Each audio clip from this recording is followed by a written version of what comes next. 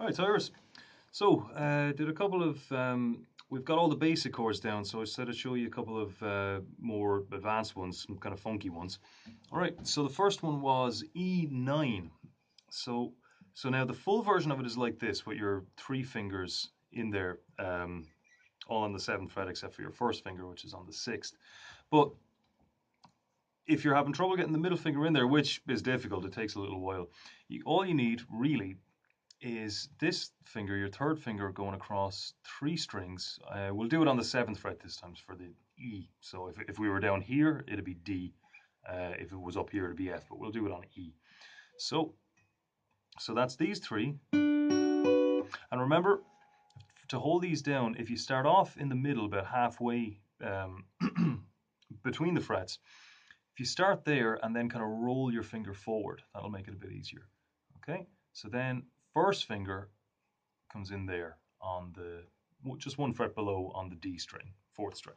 So now if you're going to hold it this way, you kind of have to avoid these two. Okay, so now another thing as well is that you can take the pressure off to give it a bit of percussion, you know, instead of just having it ringing out like this. Like that, you can sort of put a few stops in there. So okay. So I just want you to try moving that chord around a bit.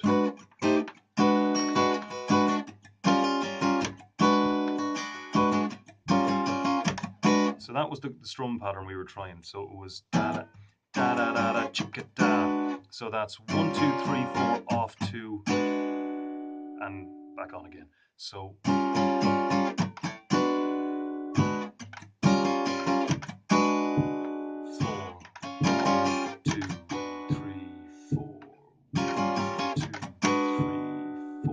just try that over and over, and just add in your own little variations. As I said, the only thing you really have to, it really has to be, is steady. So just as long as you can sort of tap your foot to it, it's all good. So these two again.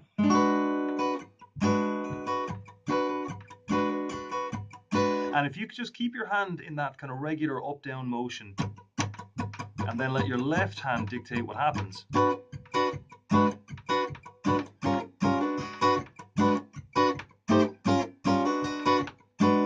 There's all sorts of different things you can come up with. So just experiment around with that shape and see what you come up with. So then the other one was a couple of pentatonic licks as well. So we had this one already. But another one was this one. So remember the scale? You've got start on the bottom, it's up by 3 frets. Then on the next string, up by 2, by 2, 2, 3, 3. And remember to use a different finger for each fret. There's no point in kind of moving around. You know, let your fingers do the work. So maybe have your first finger for the second fret, and your second or third then for the third fret. So middle finger there, then first, then when you come back up, second again.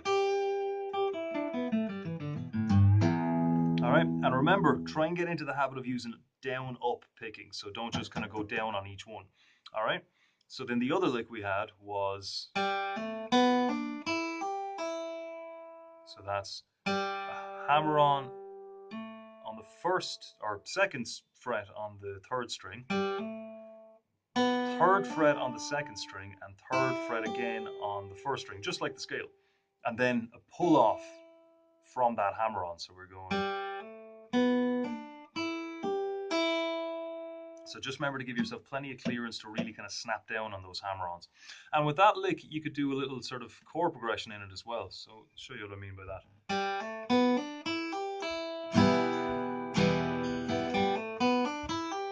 There's E minor there, A minor,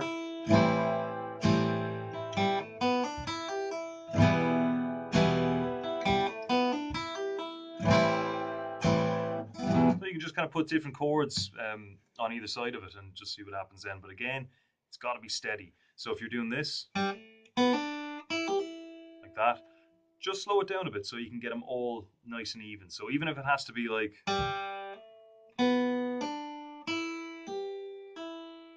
even at that speed, it's still better because it's steady. And then, you know, just do it like that. The speed will come naturally. All right, see you next time.